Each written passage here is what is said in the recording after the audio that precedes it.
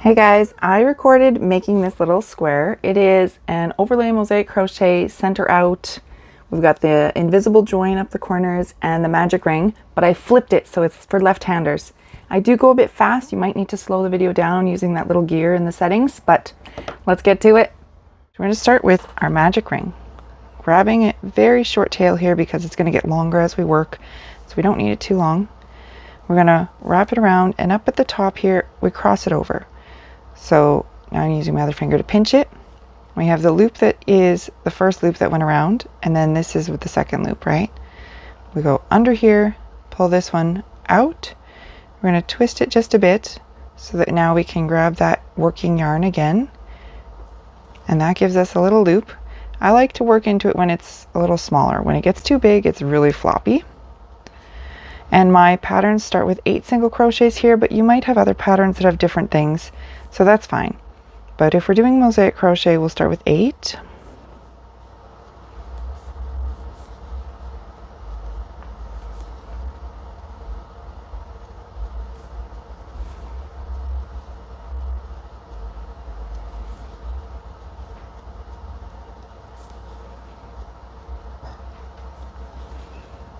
And you did notice that we worked over the part that had 2 strings.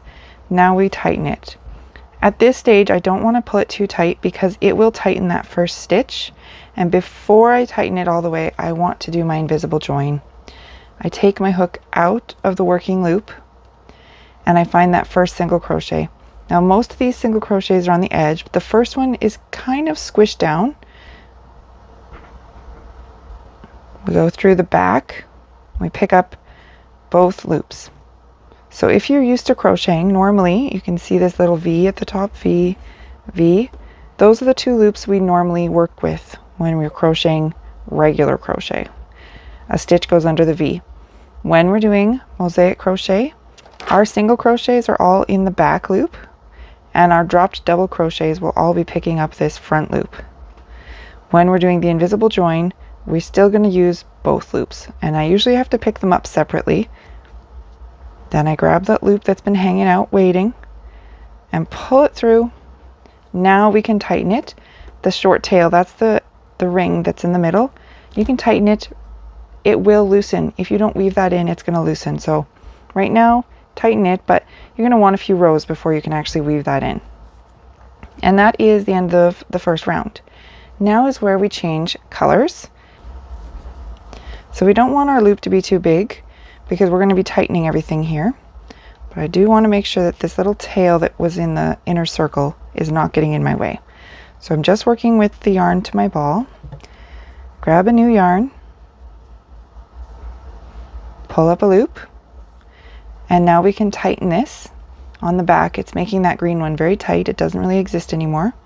And then I bring it to the front so that my next stitch with this purple, which is just going to be a slip stitch that gets tightened. It's just turning into nothing as well. That's how I do the color changes. And now we're ready to do round 2. It starts with a corner stitch, which means we do a single crochet in the back loop only. You can see the little V here. We're going to use the back loop only, and we're going to keep this green one lined up with it just for the first stitch. Single crochet, chain, and then the next single crochet goes in that same spot. And that's the corner stitch. Then we'll have 1 single crochet. And that is one side of your square, because first we had a circle. That's no good for a square. So we are now putting corners and a side, and we turn it. We'll put a corner again. Single crochet, chain, single crochet, and chain, single crochet again. So that's the corner, the side. We turn it, single crochet, chain, single crochet, that's our corner, and our side stitch. We turn it again, single crochet, chain, and single crochet, our side stitch here. If your join, when we were closing up the circle, if it wasn't tight enough, you might be able to see extra loops here. So the loop that is closest, you can see it kind of right there. It's really close to our corner. That loop counts as nothing. That was just where it was joined. And now we're ready to do our invisible join again. So back here is where we were tightening things. This tiny purple thing is also nothing. It was where we joined things. I find it handier to count from the corner.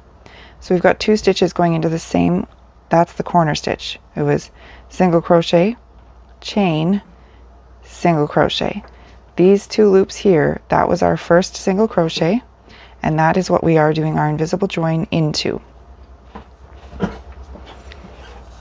So we can pick up the green,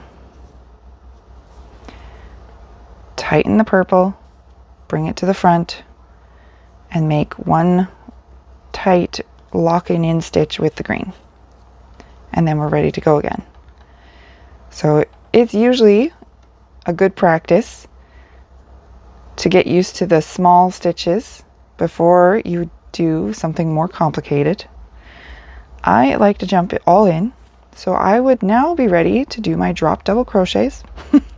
If this stitch had 1 single crochet and 1 dropped double crochet on the side, you would be able to count them. This was our corner, single crochet. When we do the dropped, that single crochet at the back gets nothing. He's not used at all. And on the side here, all the corners are always going into the chain that was between the 2 stitches.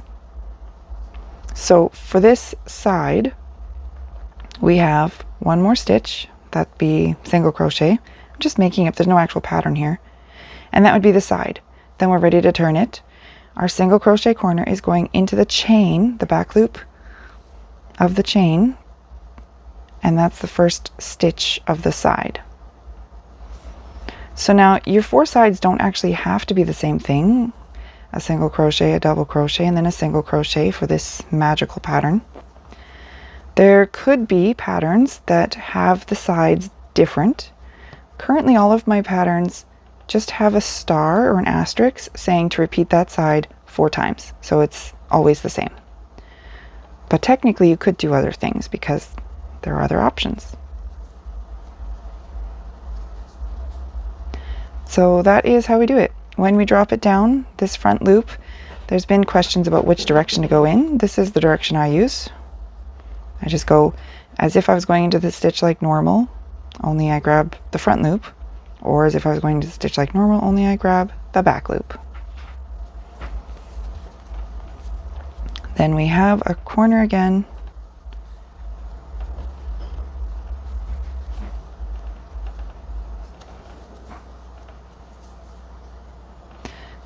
This is where it's a little confusing because of those joins. So you have to make sure you're paying attention to dropping it straight down. Pick up the loop that's there. It looks like there's 2 loops over here and every other place has had 1, but that's because 1 loop is our invisible join, which is not actually invisible. We are not magicians. We call it invisible because it's, you know, pretty close to invisible, but technically no, they're never invisible. Yarn has to go somewhere. And we pull it through, and that's how we get it. So that's it.